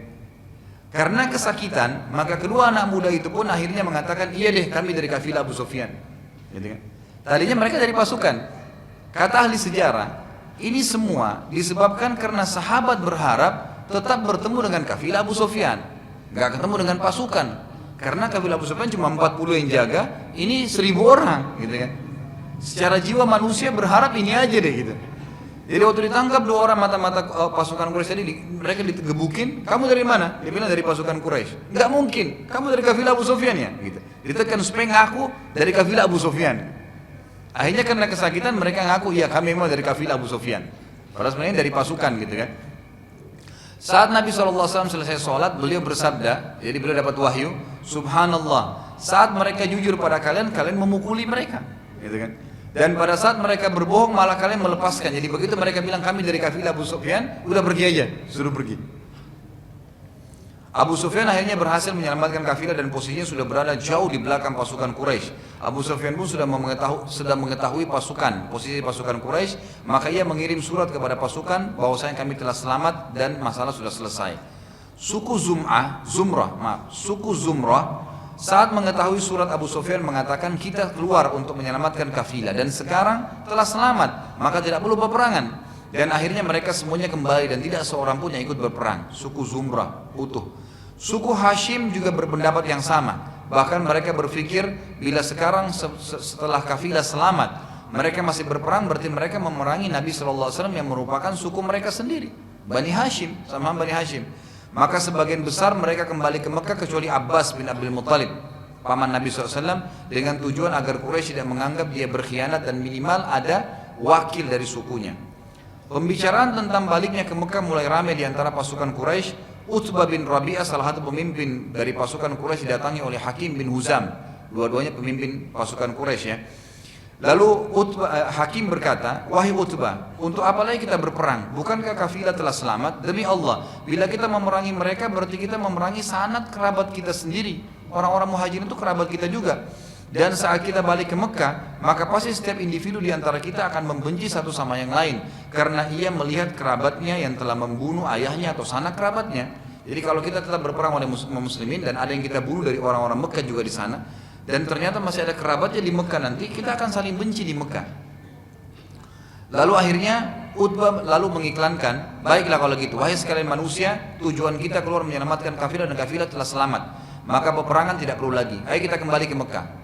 Mendengar pernyataan Utbah, maka seluruh pasukan mulai siap-siap balik. Abu Jahal, ya mungkin kita tutup dengan ini ya, tidak bisa kita jelaskan semua peperangan, insya Allah pertemuan akan datang. Abu Jahal, Fir'aunnya umat ini telah menginginkan peperangan, tetap mau peperangan terjadi. Dan saat itu kebetulan kota Mekah masih belum jelas siapa rajanya, belum ada raja.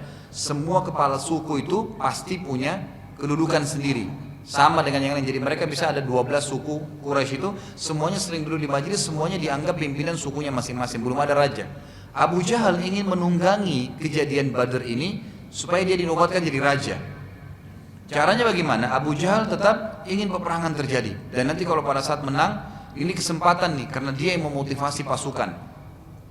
Abu Jahal pun akhirnya menggunakan kesempatan tersebut. Dia mendatangi seseorang yang bernama Amir al-Hadrami. Amir al-Hadrami ini salah satu orang yang anaknya sempat terbunuh ya sebelum perang Badar. Ada pertemuan kita yang terakhir yang lalu sempat kita jelaskan, ada sebuah sariyah. Sariyah ini pasukan kecil yang Nabi utus yang dipimpin oleh Abdullah bin Jahash di bulan Dzulqa'dah. Yang kebetulan anaknya dia, Amir bin Hadrami, dibunuh oleh Abdullah bin Jahash. Abu Jahal lalu berkata kepadanya, orang-orang sudah balik ke Mekah, wahai Amir, dan tidak mau membantu membalas kematian anakmu. Amir al-Hadrami lalu menuju ke tengah-tengah pasukan, lalu ia duduk di atas tanah sambil menangis dan meletakkan tanah di atas kepalanya sambil berkata, sungguh kasihan aku, sungguh kasihan aku. Kalian tega meninggalkan membalas kematian anakku demi Allah. Kalau anak salah seorang di antara kalian mati, maka pasti ia tidak akan membiarkannya. Terus saja Amir menangis dan teriak-teriak di tengah pasukan, sampai akhirnya seluruh pasukan kembali dan siap untuk memerangi kaum muslimin. Di sini kita lihat pelajaran ya, bagaimana Abu Jahal ya juga mengatur strategi dalam perang. Jadi perang itu harus hati-hati sekali orang dalam perang itu. Apa saja bisa memicu emosi, apa saja bisa memicu ketakutan, bisa juga sebaliknya memberikan semangat yang besar. Nabi SAW sempat keluar bersama Abu Bakar untuk mengumpulkan informasi pada saat itu di sekitar perang Badar. Saat tiba di dekat Badar, Nabi SAW dan Abu Bakar menemui seorang yang sudah sangat tua. Dan Nabi SAW bertanya padanya, apakah engkau memiliki sesuatu tentang apa yang ada di lokasi ini? Nabi nggak tanya, kamu tahu ada pasukan nggak, ada kafilah nggak? Enggak. Cuma mengatakan, apa kau tahu sesuatu di sekitar lokasi ini ada informasi? Orang itu berkata, kalian siapa? Kata Nabi SAW, bila engkau menyampaikan kepada kami informasimu, maka kami pun akan menyampaikan kami dari mana. Orang itu lalu berkata, aku telah disampaikan kepadaku, aku sudah dengar, bahwasanya pasukan Quraisy sudah keluar dari hari ini dan hari itu. Kalau itu benar, berarti mereka sudah sampai di belakang bukit ini. Jadi ada bukit, di belakang sini sudah ada mereka berarti. Kalau itu betul informasi. Tapi orang ini tidak lihat. Dan telah disampaikan kepadaku juga bahwasanya Muhammad telah keluar pada hari ini dan hari itu dari kota Madinah. Dan kalau itu benar, berarti mereka dan Muhammad dan pasukannya berada di sini. Ditunjuk lokasi Nabi SAW. Ya. Tapi orang ini karena tua dan agak rabun, dia tidak lihat pasukan muslimin. Dia cuma bilang, kalau ini benar berarti Quraisy ada di sini, Muhammad ada di sini. Nabi SAW bertanya lagi, bagaimana dengan kafilah Abu Sufyan? Orang itu menjawab, aku tidak tahu. Ini termasuk kata sebagian dari sejarah kecerdasan Abu Sufyan, bagaimana dia bisa ya menyelamatkan kafilah dari pasukan tadi. Orang itu bertanya lagi, kalian dari mana? Nabi SAW mengatakan, kami dari air. Kami dari air. Ini jawaban politis ya, gitu, dalam medan perang gitu. Ya, orang Arab dulu biasanya kalau mereka ditanya kamu dari kota mana, ya, itu tidak mereka tidak biasa menyebutkan kalian atau kamu dari kota mana atau kamu dari negeri mana, tidak pernah disebutkan. Tapi kamu biasanya kalau Jazirah Arab bilang kamu dari mata air mana, ya, kamu dari mata air mana. Jadi mata air yang terkenal tuh. Misalnya ada mata air di Bekasi ini dikatakan mata air Bekasi misalnya. Jadi bukan nama kotanya, tapi nama mata airnya. Karena zaman dulu tuh orang hidup dari situ. Ya, kurang lebih hampir sama dengan kita, tapi dulu orang menggunakan istilah mata air. Kata Nabi SAW, kami dari mata air. Ya. Maka orang itu pun mengatakan mata air yang mana, gitu kan? Lalu Nabi SAW tetap meninggalkan orang itu, ya, meninggalkan. Setelah itu Nabi SAW memajukan pasukan muslimin melewati ya, bukit ad-dunya, langsung berkemah di sekitar Badr. Jadi waktu itu Nabi SAW sudah tahu, Nabi pun meninggalkan lokasi bukit tadi menuju ke lokasi yang lebih terbuka. Itulah yang dikenal dengan ya lokasi perang Badar nantinya. Khabbab bin Munzir radhiyallahu anhu mendatangi Nabi SAW sambil bertanya. Waktu itu Nabi kebetulan membawa pasukan di tengah-tengah lapangan yang terbuka. Tadinya kan berkemah di dekat bukit, sekarang tidak, di lapangan terbuka. Maka Khabbab bin Munzir, salah satu ahli strategi perang Nabi SAW berkata, wahai Rasulullah, apakah ini di tengah-tengah anda menaruh pasukan di tengah-tengah lapangan ini adalah strategi perang anda atau wahyu dari langit. Kata Nabi SAW, ini cuma strategi perang saya. Ini juga ada pelajaran besar ya, bahwasanya tidak semua apa yang Nabi SAW sampaikan atau lakukan, ya itu berarti wahyu dari langit, tidak semuanya. Kecuali kalau sudah beliau mengatakan, telah sampai kepada saya berita begini, Allah berfirman begini, atau beliau menekankan ini wahyu, baru. Kalau tidak maka tidak, gitu kan? Makanya pernah Nabi SAW lewat di sebuah perkebunan orang-orang Ansar, mereka lagi menikah, mengawinkan memindahkan cairan. Jadi kurma itu kalau yang jantannya di atasnya tuh di pucuknya ada cairan seperti sperma laki-laki, banyak sekali. Itu kalau lagi panas lagi banyak. Itu biasanya ditiup angin lalu melengket di pohon-pohon, betinanya lalu berbuahlah kurma-kurma itu, gitu kan? Nah zaman itu orang-orang Ansar ada yang sedang mengambil ya seperti sperma tadi itu, lalu sengaja diambil untuk ditempelin secara manual gitu loh, tidak ditunggu angin. Waktu Nabi SAW lewat, Nabi mengatakan, kenapa kalian lakukan itu? Lalu mereka mengatakan, kami sedang mengawinkan ya pohon kurma kami ya Rasulullah. Kata Nabi SAW, coba kalian tidak lakukan ya. Begitu saja. Sahabat mengira ini adalah wahyu, gitu kan? Akhirnya hasil panennya mereka tidak maksimal. Mereka kata kepada Nabi SAW, ya Rasulullah, waktu anda lewat kebun kami, anda mengatakan jangan kerjakan itu. Maka kami tinggalkan, kami tidak kawinkan pohon-pohon kurma kami, hasil panennya dia sedikit. Kata Nabi SAW, ya kalian lebih ngerti urusan dunia kalian. Ya tidak semua apa yang beliau sebutkan itu berarti menjadi wahyu, gitu kan? Sama dengan perilaku-perilaku yang beliau lakukan, seperti beliau jalan, ya seperti turun dari bukit karena cepat sekali. Ini bukan bagian daripada wahyu. Ini bukan bagian daripada wahyu. Makanya sahabat Khabbab bin Munir jeli. Dia tanya, ya Rasulullah, yang anda taruh pasukan tengah-tengah lapangan ini strategi perang anda atau memang perintah wahyu? Maka Nabi SAW mengatakan ini strategi perang. Kata Khabbab, baik ya Rasulullah, tapi menurut kami ini bukan tempat yang tepat untuk berperang dan bertahan. Pendapat kami, kita pilih sumur yang terbaik di antara sumur-sumur di lokasi Badar ini, lalu kita berkemah di sekitar sumur itu, dan kita menimbun sumur-sumur yang lain agar orang-orang Quraisy tidak bisa minum. Akhirnya Nabi SAW pun setuju. Berkemahlah mereka di dekat sumur yang paling besar, sumur yang lain semua ditimbun. Dan ini informasi kondisi yang mereka lakukan adalah mereka menepi sampai di belakang mereka ada tebing-tebing, gitu kan, sehingga betul-betul menjadi seperti sebuah benteng gitu. Pada malam harinya Allah Subhanahu wa taala menurunkan rahmatnya untuk meringankan peperangan bagi muslimin. Allah Subhanahu wa taala menurunkan pasukan bantuan dari malaikat dan menurunkan hujan. Ada dua nih. Ada malaikat yang diturunkan oleh Allah Subhanahu wa taala yang hadir nanti di perang Badar, nanti akan ada kisahnya banyak. Kemudian juga turunnya hujan pada malam itu agar tanah yang ditempatkan oleh kaum muslimin jadi basah. Jadi subhanallah, hujan turun di Badar itu begini. Di lokasi kaum muslimin turun hujan gerimis. Pelan sekali. Saking enaknya hujan itu, ya saking lembutnya turun dari langit, sampai para sahabat tertidur. Sampai mereka tertidur. Sementara di posisi sebelah bukit, gitu kan, turun hujan lebat di tempatnya pasukan orang-orang Quraisy, sehingga membuat basah semua kuyup badan mereka, kemah mereka, dan mereka tidak bisa tidur malam itu. Serta tanah-tanah mereka jadi becek semua, gitu kan. Ini dengan hikmah Allah Subhanahu wa taala.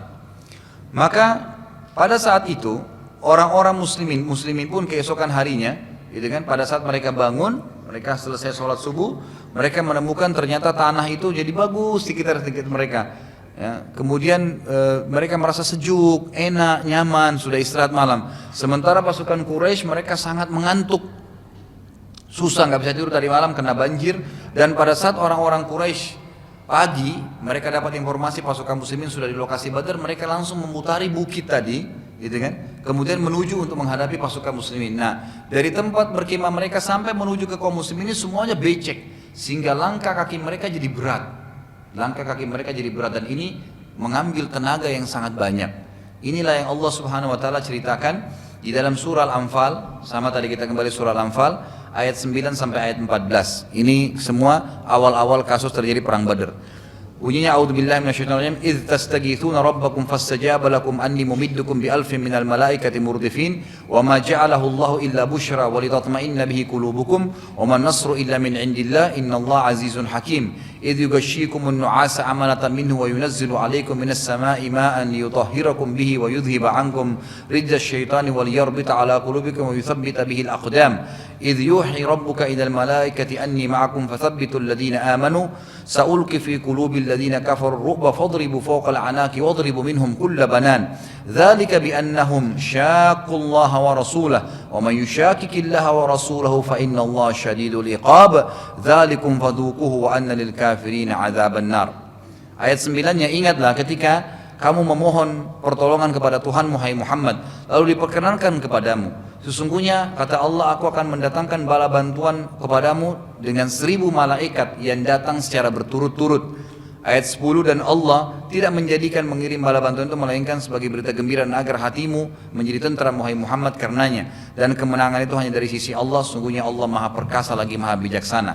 Ayat 11, ingatlah ketika Allah menjadikan kalian semuanya mengantuk sebagai suatu penentraman darinya. Turun hujan tadi gerimis jadi ngantuk, jadi tidur.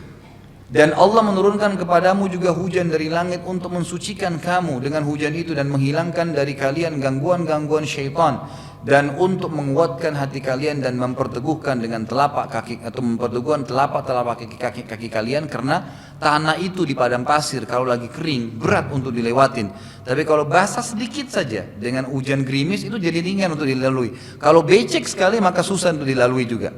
Jadi ini dengan hikmah Allah Subhanahu wa taala. Ayat 12, ingatlah ketika Tuhan mewahyukan kepada para malaikat, sungguhnya aku akan bersama dengan kalian, maka teguhkanlah pendirian orang-orang yang beriman.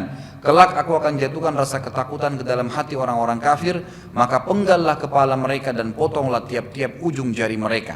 Di sini kata para ulama, yang diperintahkan untuk memenggal leher orang-orang kafir dan memotong jari-jari mereka adalah para malaikat.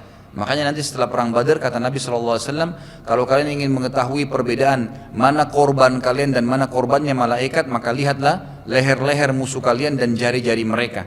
Jadi ternyata yang dipenggal oleh para malaikat itu di bagian leher mereka ada bekas tanda terbakar, gitu kan, dan lehernya terpotong dan telapak jari-jarinya semua terpotong. Ini memang cirinya. Ini yang seperti Allah katakan dalam surah Al-Anfal ayat 12. Lalu ayat 13, ketentuan demikian itu adalah karena sungguhnya mereka menentang Allah dan Rasulnya, dan barang siapa yang menentang Allah dan Rasulnya maka sungguhnya Allah amat keras siksaannya. Ayat 14, itulah hukuman di dunia bagi mereka, maka rasakanlah hukuman yang lebih berat nanti di hari kiamat. Sesungguhnya orang-orang kafir akan mendapatkan azab neraka yang pedih. Azab neraka yang pedih. Jadi ini kasus tentang atau ayat turun menyebutkan saksi bahasan kita, turunnya hujan gerimis yang membuat para sahabat ngantuk dan mereka sempat beristirahat. Allahu alam. Jadi mungkin sampai sini dulu insyaallah. Kita akan lanjutkan nanti pertemuan akan datang lagi, karena ini masih panjang kisahnya berhubungan dengan masalah perang Badar itu sendiri. Nanti akan ada kisah Sa'ad bin Mu'adz radhiyallahu anhu, kemudian ada kisah bagaimana ya para sahabat masuk ke medan perang, terjadinya duel, gitu kan, terjadinya duel. Ya. Mohon maaf, saya sampaikan dulu kisah Sa'ad bin Mu'adz karena nanti ada subjudul sendiri yang akan dibahas pertemuan akan datang.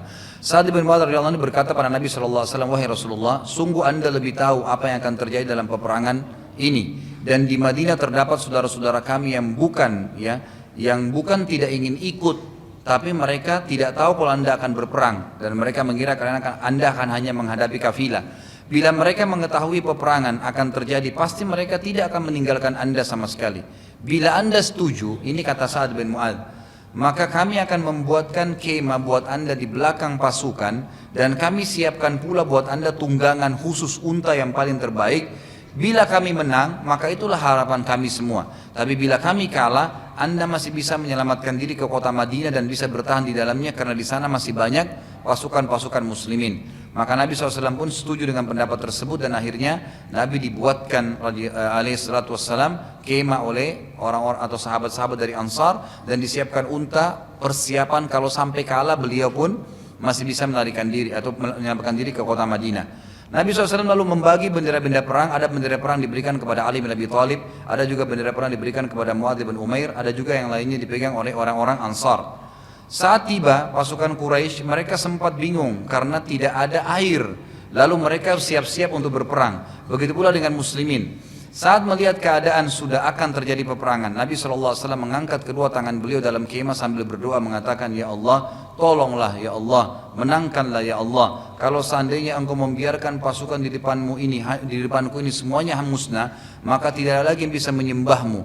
Saking berdoa seriusnya Nabi SAW berdoa, maka Abu Bakar mengatakan, Ya Rasulullah, kasihanilah diri anda, karena sesungguhnya ya Allah akan memenangkan anda. Kurang lebih sampai sini kisah Sa'ad radhiyallahu anhu tentang masalah beliau mempersiapkan kemah untuk Nabi sallallahu alaihi wasallam. Insyaallah pertemuan akan datang kita akan lanjutkan di beberapa kisah luar biasa terjadi di perang Badar. Sebelum perang Badar itu diantaranya kisah seorang sahabat yang mencium perut Nabi sallallahu alaihi wasallam, kemudian kisah dua orang anak muda yang terkenal yang akhirnya menjadi penyebab matinya Abu Jahal, dan ada kisah beberapa korban-korban dari malaikat yang akhirnya terbunuh. Di antaranya juga ada korban dari malaikat yang tertawan dan mereka tidak tahu kalau itu adalah malaikat yang menawannya, yaitu kisah Abbas radhiyallahu anhu. Nanti Abbas ini badannya besar sekali dan ditangkap oleh Abdullah bin Mas'ud. Abdullah bin Mas'ud ini badannya kecil sekali, kurus.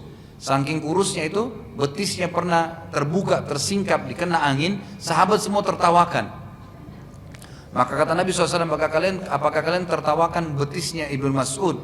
Demi Allah betisnya itu di timbangan hari kiamat lebih berat daripada gunung Uhud, gitu kan?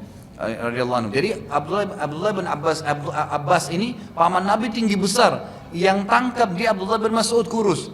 Waktu dipegang tangannya Abbas, gitu kan? Dipegang tangannya oleh Abdullah bin Mas'ud, Abbas berteriak-teriak gitu, kesakitan. Lalu setelah Abbas masuk Islam, para sahabat bertanya, Wahai Abbas, apa yang membuat kau kesakitan waktu Ibnu Mas'ud pegang tanganmu? Itu Ibnu Mas'ud tuh lihat badannya kecil sekali, gitu kan?